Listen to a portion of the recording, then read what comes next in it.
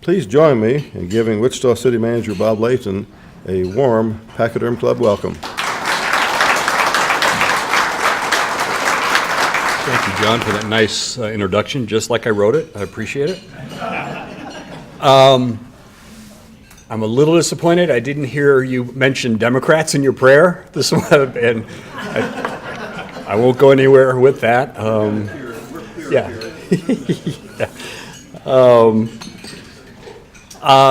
And that's all I'll say on partisan levels. I'm going to talk today briefly about our operating budget that will go into effect January 1. I'll talk a little bit about a capital improvement program, but then I'm going to get to what I think is more the meat of the presentation, and that is to talk about the Convention Center and Performing Arts Center discussion that we are having in the community. That's really what John wanted me to talk about anyway. So, and I do whatever John asks. All right, so let's talk just a little bit about the budget.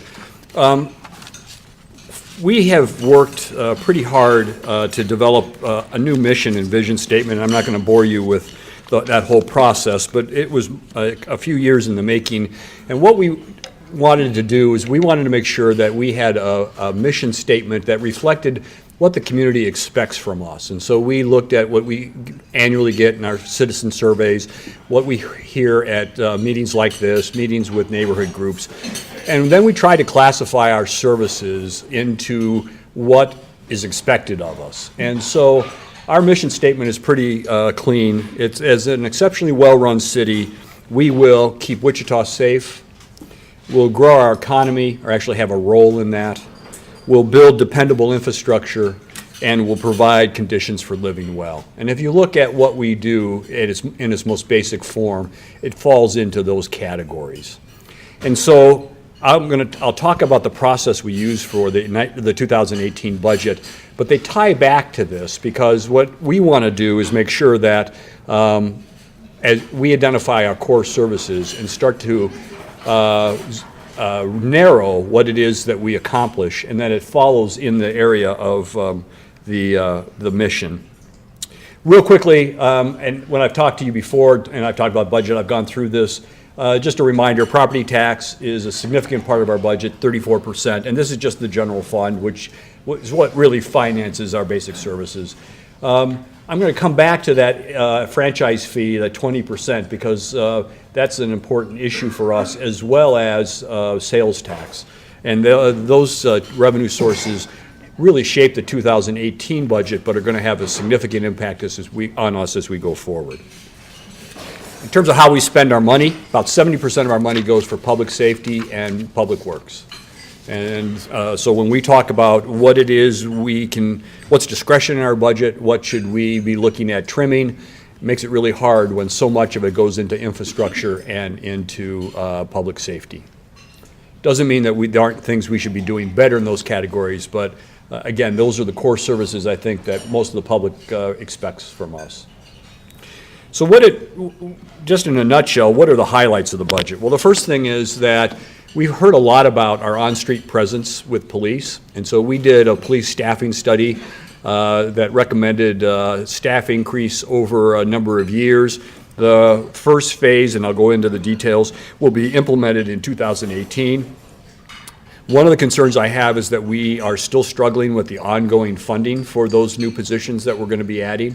And so I'll be engaging the new city council after the first of the year in some long-range strategic planning regarding our funding, especially on the operating budget side. And again, I'll talk a little bit more about that in a minute. We're continuing to increase the amount of money that we put into our residential streets. We'll have $8 million going into just the contractual street maintenance work this next year, and that'll go up to $10 million in 2019. And then we're trying to do a little better job of centralizing our policy development when it comes to transportation and transit. And so you'll see some organizational changes around that this next year. We are still talking about the role of public transit in the community. Probably one of the most important things is that we need to make sure that we address the needs of the transit dependent. What we do beyond that is going to depend on how successful we are in our pilot projects, looking at partnering with ride-sharing companies, Uber and Lyft, in order to be able to get rides that are delivered through the private sector and not through the public sector. There are other things we're looking at as well in terms of ride-sharing, van pooling. We'll be opening the Advanced Learning Library after the first of the year, and we have some staff members, 11 new staff members that are necessary for that building. I'm really excited about the potential of this building to change the way that children and adults learn. And so it's a facility dedicated to lifelong learning, collaborative learning. And I think as you get into that building, you'll see this really is a game changer in that regard. I think it'll be something the community is very proud of, and I'm hoping it will be utilized in partnership with WSU, who we've spent time talking to Dr. Bardo about that as well. And we have some makerspace that will be coordinated by Go Create from WSU. Ty Masterson is going to be doing the programming as well as bringing equipment into that space for us. So again, I'm excited about the opportunities there. And then, of course, the kind of the non-starter with the council has been we needed to keep our mill levy rate at the same rate that it's been for over 20 years, and that we needed to maintain or guard our reserves. So we didn't get any deficit spending, didn't take any money out of reserves this past year. Real briefly, talking about the police staffing plan, we're talking about adding just over 30 police positions. Many of those are on-street positions. We'll have 13 police officers. What I'm really excited about is we're talking about bringing on 6 community service officers. Those are non-commissioned folks who will come on scene after the initial work has been done by a police officer. Then the paperwork will be turned over to the commission or to these community service officers. They'll also help with animal control and other places that they're needed in the department. Also, we're beefing up our analytical division, and I'm really excited about that opportunity to do predictive analytics and to start to reassign our officers to hotspots that are identified through the new analytical process. This is an important issue to Chief Ramsey, and you may have heard him talk about that. So let me talk about the 3 big issues that are facing us. I mentioned our 2 revenue categories, sales tax and franchise fees. And those revenue sources are basically either freezing or reducing in their levels on an annual basis because of the changes that we're seeing. Our theme was that we have 21st century organization that we're trying to finance with 20th century revenues. We all know how much we depend on property tax, but then on top of that, sales tax has been an important part of our budget, both the operating budget as well as the capital budget. We all know what's happening to sales tax in terms of what's happening to sales, retail sales around the country. This past year is the first time that we've seen online sales exceed in-store sales during the holiday season. I expect that to happen again this year. The online sales are not, but from most retailers, the local sales tax is not collected from the online sales. So we're seeing a significant decline in our sales tax revenues, at least in our projections for the next several years. And we're going to need to figure out how do we right-size the organization to recognize what I think is going to be a permanent loss of a portion of that sales tax revenue. The other thing that we're talking about doing is getting closer to cost recovery in services that are geared to a small part of our population. We have what is called a revenue pyramid. We implemented this in Parks and Recreation a few years ago. We're going to look at that for all of the services that we provide so that those who are benefiting from the service will pay a greater share and will shift that burden from the property taxpayer to the user. And you'll hear a lot more about that discussion over the first few months of the year. There's always room for improvement, especially in government, and I know this group agrees with that. And we are working on rolling out a lean initiative. We're doing training across the organization. We'll have lean experts in each of our departments. And we've identified about 30 projects that will be analyzed, where we're analyzing services and our processes. And I think that's going to result in some significant savings in the organization as a result of bringing in lean principles. And then the last thing is I wanted you to know that last year, when we started this process, we recognized that we were going to have these revenue challenges, and I challenged the departments to come up with a definition of what our core services really should look like. And so we went to a zero-based budget process where we stripped the organization down to zero, and then we rebuilt it based on what we had to do from a statutory standpoint, and then what we had perceived, from citizen feedback on what our core services should be. Even with that initiative, we know that in 2019, we're going to have a structural imbalance of about $2.1 million. And that's going to we have to address that in 2018. And so we'll be engaging the council in January and February on a redefinition of core. And so we're going to have to go even leaner than where we are now, narrow the focus on core services even more, and we'll have to do that in a way that's consistent with what your expectations are.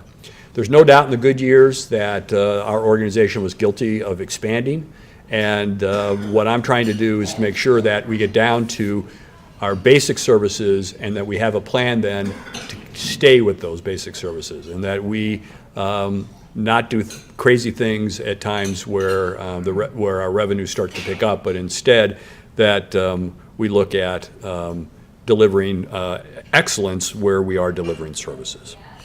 So that's it, kind of in a nutshell from an operating budget standpoint. I'll talk real briefly about the capital improvement program. This is our 10-year infrastructure plan. In the past, the operating budget and the capital plan were disjointed, and they were approved at different times. And we decided it makes a lot more sense for the council to consider both, because they do have property tax implications as well as sales tax and some other revenue sources. When I've talked about financial issues to this group before, I know I've had some people really zero in on the level of debt that we have, and it is significant. It's $1.7 billion.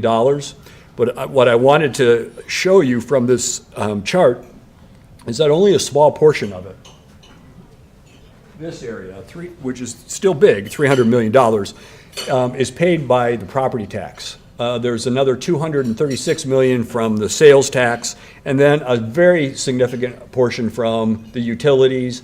And then this area here, which is $288,000, is special assessments. And almost all of that is assistance for the development of infrastructure in new subdivisions. Most cities don't have that debt. This is the first place, only place I've ever worked where the utilities, the streets and utilities were put in on the front end, and the city served as the bank instead of the developers. And so we're all carrying that debt, the developers are to pay for that. And we do have some safeguards if a development goes under in terms of a letter of credit for the repayment. But after a certain period of time and a portion of the development that's completed, the letter of credit then is terminated. And so if the work is not completed in the subdivision and they come up short, the city is responsible for that debt. And so it's not something I'm real thrilled about, but it's been in place for a very long period of time, and I think would be probably too disruptive if we tried to change that. But I wanted you to be aware that that does impact our debt, and Moody's and Standard & Poor's talk about that when they write up their annual analysis. The one thing, in terms of how we spend the money, you'll see that we have almost $600 million of money that goes towards our streets. And that's been a conscious effort on the part of the council in the last several years. And then again, over $500 million goes to water and sewer. We have a significant infrastructure problem. I've talked about it ever since I got here. Unfortunately, during economic downturns, we disinvested in our infrastructure, and we've pledged not to continue to do that. We're going to make sure that we take care of what we have, and that's the emphasis that came out of the comprehensive plan, and that is reflected in our capital improvement program, is take care of what you have first before you start looking at expanding your infrastructure. This chart I'm really proud of. When you talk to Pete Meitzner, he believes he's personally responsible for this because he's the one that's talked about this the most through our budget process of the last 5 years. As you can see, talks about how much of our debt capacity we use. And the standard is about 68%. That's the benchmark. It's for cities that are AAA rated by Standard & Poor's. So these are your well-run, well-managed, well-financed cities. We were approaching that benchmark, and if you look, in 2015, 2016, our projections were that by the time we reached 2020, we would have reached the benchmark. And we weren't very comfortable with that. And the council said, we've got to bring more discipline to the process. And so the solid blue line is reflects the 2017 CIP. And as you can see, we have brought that down significantly, where it's actually in 14 and 15 is around 40%. We knew there'd be a spike, but we've taken that spike down from 68% now down to about 58%. And that's happened in a very short period of time in terms of just a couple of years of planning. And then we're not taking advantage, we're not going to keep it level at that, or we're not going to keep it at that level for a very long period of time. Actually, we're looking at trending down. Again, trying to bring that debt into control, under control as much as possible. I will not bore you with a long list of projects, even though they're on the screen here. I'm more than happy later on to talk about any projects you want to talk about. On this slide, I will mention, though, that we have some money going into improvements on West Street. That is an old industrial corridor that's experiencing significant private investment, and in working with the businesses there, we understood that if we could take care of some traffic problems they have on that street, that we would be encouraging more development. And Foley is a great example of a company that just just had their ribbon cutting yesterday on a significant improvement. That work could have been done in Kansas City, and they made a conscious effort to do it here in Wichita as a result of our commitment to improve West Street. And then I also want to note that $69 million over the life of the CIP is going into residential street maintenance. This is, I'm sure all of you in the back can see this. This is a list of some bridge projects and stormwater projects for the year. Not going to, or for the 10 years, won't mention too much about that. In terms of public facilities, we'll be opening later this, really in about a month, the Law Enforcement Training Center, which is a cooperative venture with Sedgwick County as well as with Wichita State University. Really excited about that, partnering and training. We've always partnered with the county in training, but now we're going to be bringing WSU criminal justice folks into our training as well.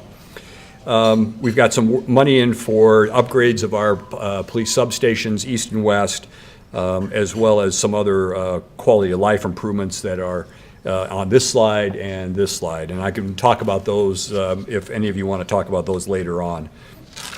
But let's roll into John Todd's issue, and that is the Convention Center and Performing Arts. I'm going to talk to you real briefly, because John is a very strong supporter of performing arts.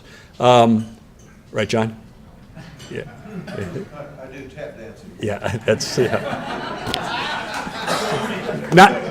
not very well, but you do tap dancing. Yeah, I know.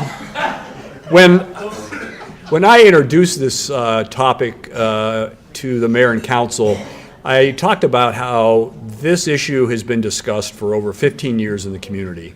And to be honest with you, I think we've been paralyzed by the decisions that are necessary to be made in order to move us forward because of the sheer magnitude of the projects that are involved, whether it's a rehab or reconstruction, new construction. And I decided that when we went through this most recent effort, we were going to be smart about it. We're going to take it from a business standpoint. We're going to do a true cost-benefit analysis, and I don't want to step through, I'll just show you what we've done in order to be able to determine, first of all, what our needs are, and then I made some recommendations about how we go forward to meet those needs. So first of all, let me show you what we've done. The first thing we did is we had to determine what our market is. I think at times were unrealistic regarding if you build it, they will come on the convention side. And so there were some unrealistic expectations about building a brand new large building that would then attract national conventions and big regional conventions. The beauty of the first project that was done by a company called CSL was that they told us, here's what you can be and here's what you can't be. And they did that not just based on their past experience, but they talked to meeting planners, a number of meeting planners. Some of them said, we won't come to Wichita regardless of what you do with your convention center. It doesn't meet our needs in terms of the demographics for the people that we serve. But then there are other people who said, if you improve your facilities, we'll come. And most of those were regional conventions, only a handful of national conventions. And so that told us right away we needed to downsize our expectations. We got to a point where we were talking about 150,000 square feet of modern convention space that could meet the convention needs for local and regional conventions. So that was the first step, which was really helpful in managing expectations. Second thing we did is, we also did that on the performing arts side. We wanted to see what the performing arts needs were, and that work was done by two groups, AMS and FDA, and I won't go into too much in terms of what they did.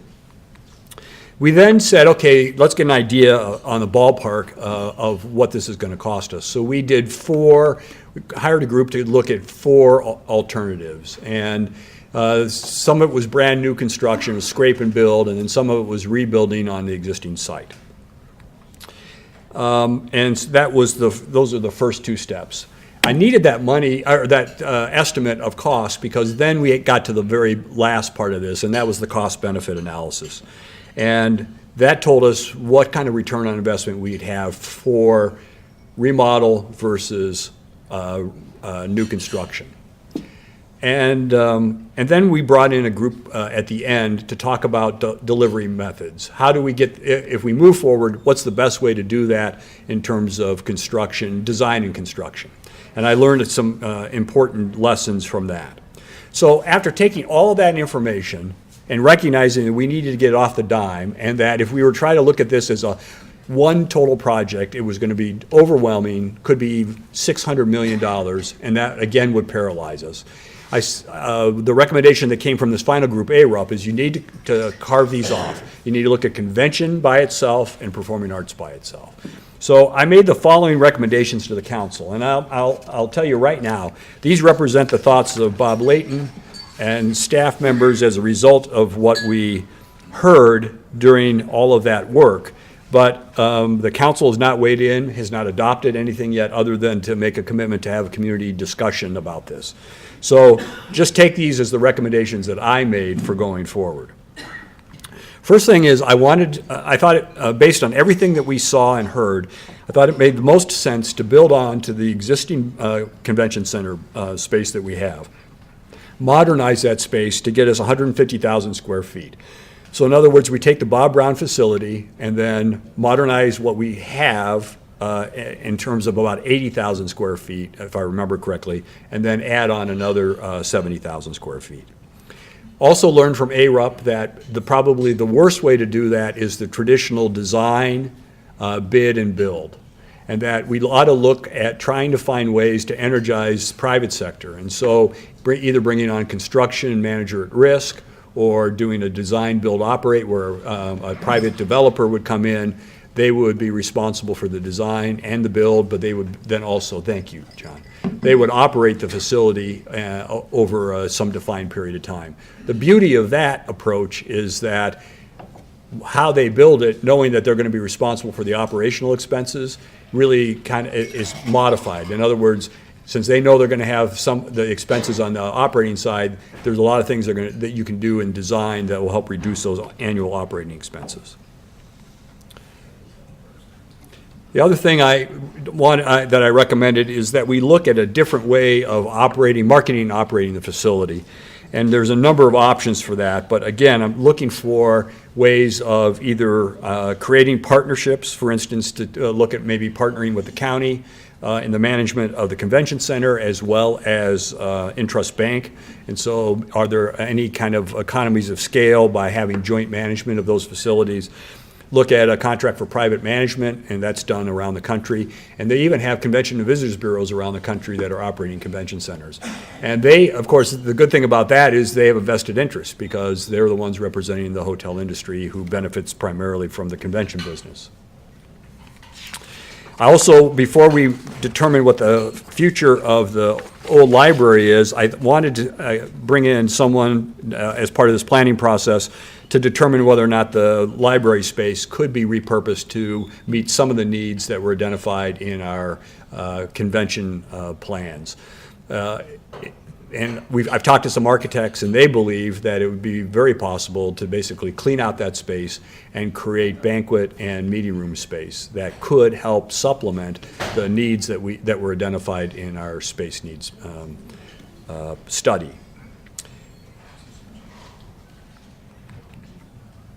And then the last thing is, before we move very far through this process, we need to do some real significant financial planning. We need to put together a long-range financial plan and see how we can put together a funding plan for a convention center that hopefully can be managed within our existing resources and capital improvement program, and if not, at least identify what some of the options would be for going forward.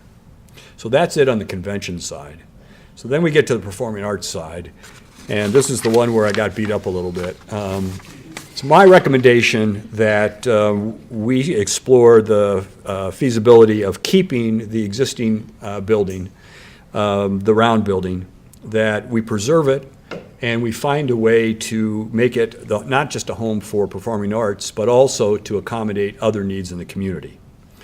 I recommended that we bring in an advisory committee at the very beginning of the process to help us with a good cross-section of folks throughout the community to help us talk about this, because we know it's an emotional issue. I think we have to address the emotional piece of it as well as the business part of it, and the needs of our current users as well as those users that were identified in our planning work. We do need to identify what has to go in there. We know at a minimum we have to have an auditorium space, we have to have a black box space, but what else could we do in there? You could put more cultural arts activities in there. There are places that have put retail and office in buildings like that. But I think personally, I think we have the potential for a real gem of a building. If you think about buildings around Europe, buildings that are 200 and 300 years old, they're not still the same inside, right? You go to the Opera House in Vienna, for instance. That building has been modernized on a frequent, constant basis, and yet the shell is still the same building that was there 300 years ago, 200 years ago. And so those are the kinds of things that I think we need to explore. What do we do to make that building relevant? It's also possible that building could be repurposed and reorganized, so to speak, to still allow us to meet some of the meeting and ballroom requirements of a convention center, adjacent to the large box and the expansion of Bob Brown. Again, reducing the amount of space that we have to build new for Bob Brown. But it means that you have to reconfigure and put somewhere else in the building the auditorium space. I've talked to some contractors in town who believe that's very possible without any significant structural changes inside the building. So one of the examples I like to use is, and our ARUP, who helped us at the end of the process, pointed this out to us. The execution of this maybe isn't quite as refined as I would like, but this building, the Palace of Fine Arts in San Francisco, they did the same thing. They renovated their theater. They put a new museum in some vacant space. They also put in a retail and food hall, and they did this mostly on private dollars. There's some public money, but there's significant private money that went into this. And I'm thinking that's not a bad model in terms of how you take an existing building and repurpose it and keep it modern. In the meantime, we still have to address some of the deferred maintenance issues. We've been reluctant to put a lot of money into that building because we didn't know what its future would be. if we go in this direction, there were some things we're going to have to do in order to keep it operating during the interim and to at least improve the appearance of the building as well as its operations. And that would include roof work and HVAC and some other things that are necessary. And then, similar to Convention Center, we need to come up with a long-range planning a long-range funding plan for this building. And that won't be easy, because I frankly think this will be hard to do. If we take a lot of our existing money and put it into the Convention Center, we're really not going to have discretionary money for performing arts. So we're going to have to do fundraising, private fundraising for the performing arts facility, and possibly some kind of initiative, sales tax similar to what they did for Intrust Bank Arena. Two things that ARUP recommended that are really important for us. Is we have to negotiate aggressive naming rights contracts for these buildings. That happens all over the country. It's a way of bringing private money into the projects and reducing the public requirements. And then we need to look at selling surplus property we have in that area, following the council's policies on the sale of surplus property, get the best price we can for redevelopment of the property around the convention center. And those revenues then could help also offset some of the capital cost. But as I said, these are just my recommendations. What I wanted to do was to start a community engagement process. When we went through ICT, I think some of the comments that came from this group were helpful in that there was concern that the process was designed to move us in a certain direction, and I want to stay away from that. And so we're going to bring an outside group in to help conduct that citizen engagement process. Someone that doesn't have a vested interest in it, in whatever direction we go, and will be neutral. And so the council is in the process right now of soliciting proposals for outside group to do that. That work has already started here in the fourth quarter, and I would guess that the engagement process itself would start early in 2018. So that's it for me. I wanted to open this up. I'll take questions on anything, but primarily I'd be interested in your feedback on the Convention Center and Performing Arts. Thank you for speaking. The first question would be, how many properties do you know that we have offered the property tax holders? And is that growing or staying about the same?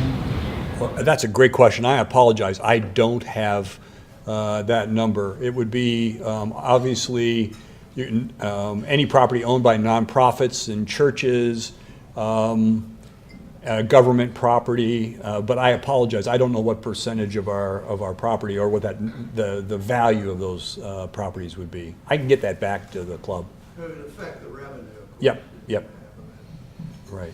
And obviously any property that we own, and that's why it's so important for us to try to divest ourselves of the property, surplus property. We've got an inventory. I don't know what the total estimated value is of that inventory. A lot of the property we have are slivers, right, that we picked up of street right away, and it only value is probably $1 to the adjacent property owner. But yeah. Mr. Layton, your next question is over here. Yeah, I just want to say thank you for coming to the Pachyderm Club again, and thank you too for what I think is level-headed progress on the Century 2 question. I'm 100% for saving that building. I don't want to see it gone. I would like to know what is the actual cost, just with the setting there right now, where, as I understand, it's paid for. What is the actual cost to the city of just leaving it there? What is that going to cost us? So Mark, I'm not sure this is what you're asking. I'll answer it the way I know the numbers, right? So if we were simply to accept where we are with our convention center market, right, and not do anything on the performing arts side, so all we did was modernize the facility, took care of the deferred maintenance issues, we're around, if I remember correctly, about $200 million that would still need to go in the building in order to stabilize it. $150 to $200 million. Does that break down to per year? No, that would be if you just did it as one large project, right? No doubt we could phase that in order and take care of the most important issues first.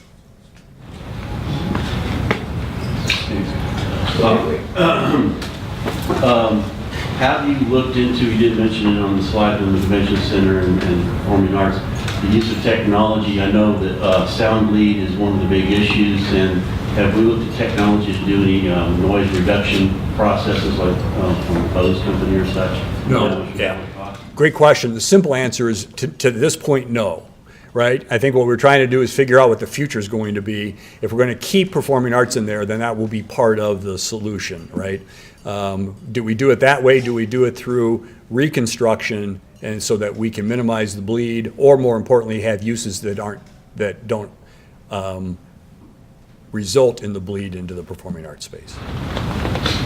Over here for our next one. Well, last week at the city council meeting, when the public engagement process was being discussed, there would seem to be a lot of agreement between council members and I think yourself and also the head of the Visitors and Convention Bureau, that we have all the numbers about conventions. Are those numbers in like the CSL study, and there's no secret stash of other numbers, is there? Not yet, Bob. I am working on my own secret stash. But seriously, the one number we don't have, Bob, is if we did the convention center as I recommended, just the expansion of Bob Brown. That's not isolated in any of those studies. There were still linkages, and so we're working with a local architect on a small contract to give me some ballpark for that, to help, again, provide enough data for the decision making. But everything else, I think, is pretty well outlined in the populace and CSL work. And it seemed there was some controversy as to whether the community engagement would be limited to the Performing Arts Center, or if it would also include the Convention Center. Yes. There was. I mean, obviously, that was the majority of the discussion at the council meeting. I think what the council has approved is that the primary purpose of the engagement is to talk about the performing arts. But also, you can't turn your back on the entire site and how that integrates or how that could impact the convention center. But I think the primary focus will be on the performing arts and the associated property. So as part of this community, and I'm sorry to hog the microphone, but as part of the community engagement process, we know I have a book, a textbook published by the University of Pennsylvania Press in 2014, authored by a professor at the University of Texas, who's quite skeptical about the benefit of convention centers to their communities. A speaker like that would be very inexpensive to bring in. Is that something the city would consider funding as part of the community engagement process? Someone who has a diversity of opinion? Well, I definitely would like to have input like that, Bob. I'm not sure that the city should be paying for it, but if someone says we want to bring that person in, I think they should have an important role in all this, because it's like when we had the discussion about the library. What's the future of libraries? And that slowed down our planning process while we figured out what the library of the future looks like. I think that same question is a very legitimate one for conventions. How many people go to conventions today versus what they used to? What's technology doing in terms of conventions? And then I know when the cost benefit was prepared for the 4 options, there were certain parts of that analysis that I questioned myself, and it's when you get into the secondary benefits. The primary benefits, I think I buy that methodology, but when you start to look at 2 or 3 businesses downstream, is that really the right way to look at it? So I'm open to that, and I think it only makes the conversation more robust. Next question. 2 quick questions. Number 1, you're one of the rare unicorns to try zero-based budgeting. So far, are you glad that you did it? Second question, as far as community engagement, ultimate community engagement is a chance to vote. Looking forward for 2018, we've got elections coming up. Are you guys maybe open to putting up some of the top options, maybe during the primary election, that people could come in and say, I like A, B, C, and D. Which one of those do you like best, and so on? And parking, you didn't mention parking. Do you guys think parking is not a problem? Well, okay, parking is not a problem if we use the standard in so many other metropolitan areas. If you use the Wichita standard, we're going to have to do something with structured parking as part of all this, right? Because what we're finding is, we put money into the Market Street garage. which is very close to the center, and yet most users of C2 do not want to park, 2 blocks away in that facility. So we recognize that we're going to have to, basically you have to be able to see the facility from your vehicle or from where you're parking. And that seems to be the standard, and Overland Park has done the same thing with their facility. In terms of a vote, that's above my pay grade. I'm not going to venture into that in terms of whether or not there'd be a a non-binding referendum. I do know that if we do this right, the engagement process will be more than having 3 public meetings and asking people to come. It's going to have to be, people have to have the right information in order to make a good decision and provide good feedback. And we haven't prescribed a process. That's what I'm going to be looking for when we look at the proposals. Someone who can get a good cross-section of the community and get input from that. Mr. Manager, appreciate you coming, and I'm a big fan of the iconic Century 2, just as a general input. But one of the problems you inherited when you came on board was the Gilbert Mosley and North Quarter groundwater pollution issues that the city's been involved with for literally decades. Could you provide a quick update on that? And secondarily, another concern that doesn't get as much attention, the TIF districts. How are they performing, and is there any recent data on how they're doing citywide? Okay, so first of all, Gilbert and Mosley is performing as it was anticipated and designed. It'll still be a long time before that site is cleaned up, the Old Town is cleaned up. And I can't remember the projections. The Nick area is actually turning out to be a little better than we had expected. We have had a number of settlements with the private firms that were involved in the initial pollution. And what we're also finding is that naturally we're getting some remediation, and so that's reducing what will be needed going forward. And so we think right now, based on the settlements, the extension of the TIF district that was approved by the county and the city, we think we'll be able to get all of that done within the existing resources. We're hoping that we'll see continued natural remediation as well that could reduce the expenses.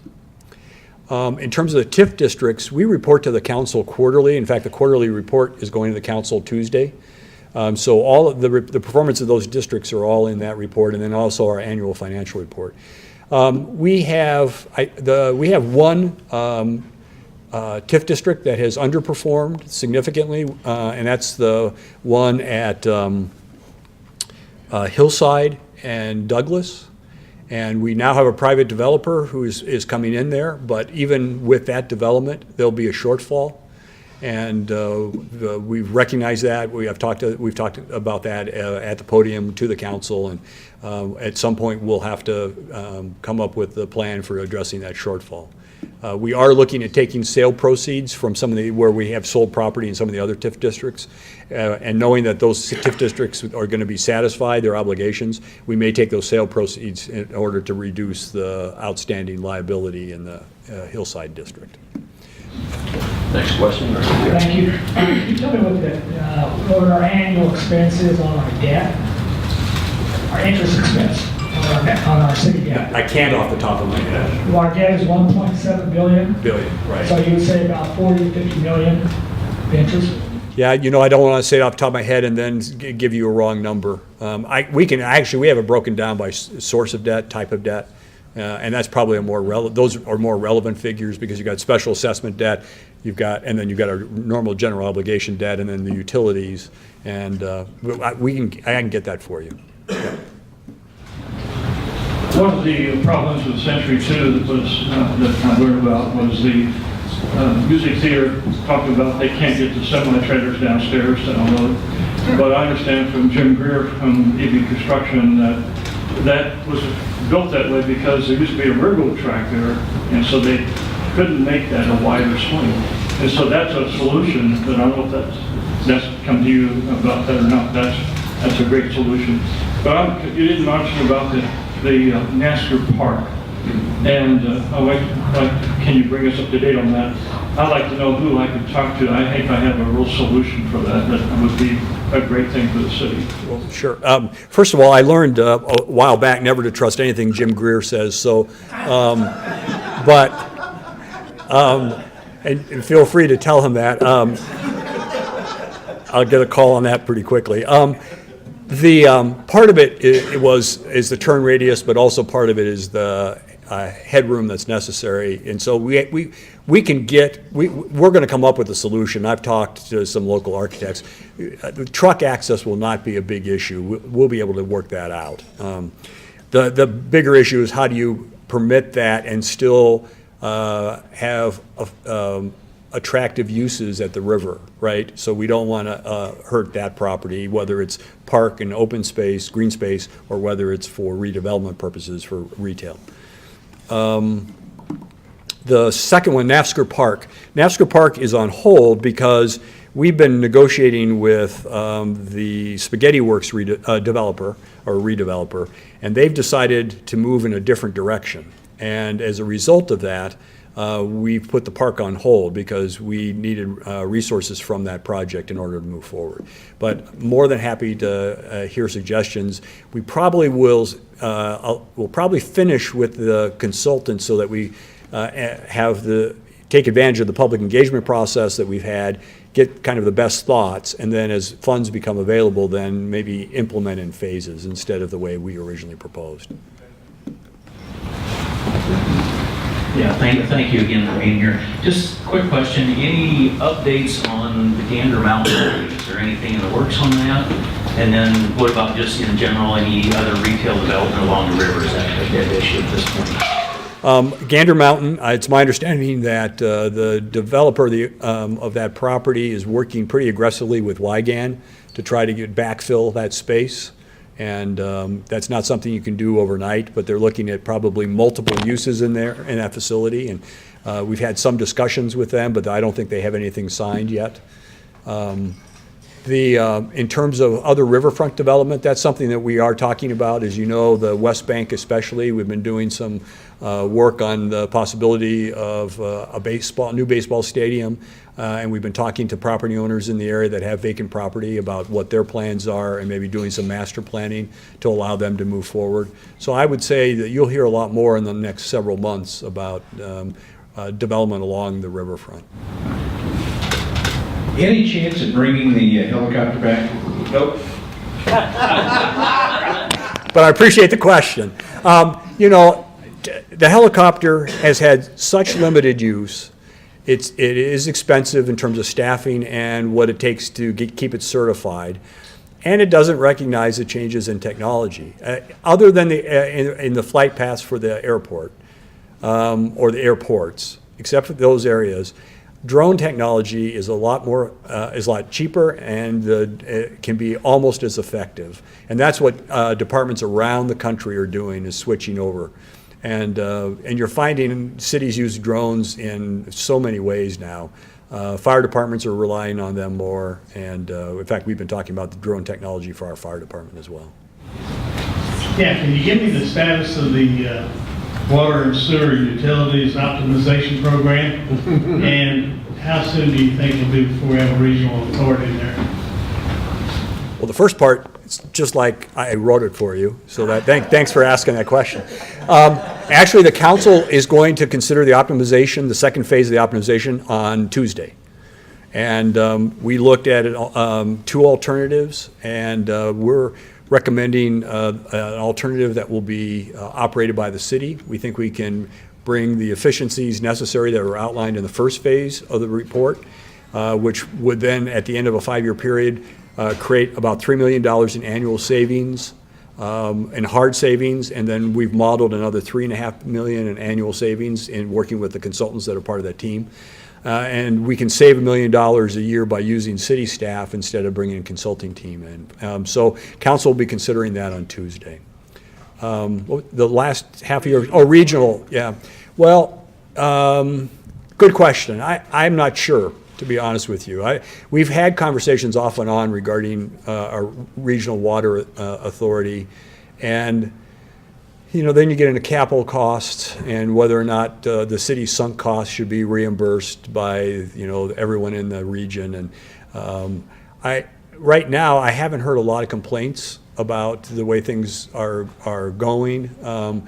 We've had really good working relationship with our partner cities that are on our system, and I think as long as we continue to have them involved in the planning process going forward, that I'm not sure we need to actually have a regional authority in place, but I know the council will continue to talk to other electeds to make a final determination on that. City Manager Robert Layton. Thank you. Let's get an expanded time. Let's do a little research here today, right?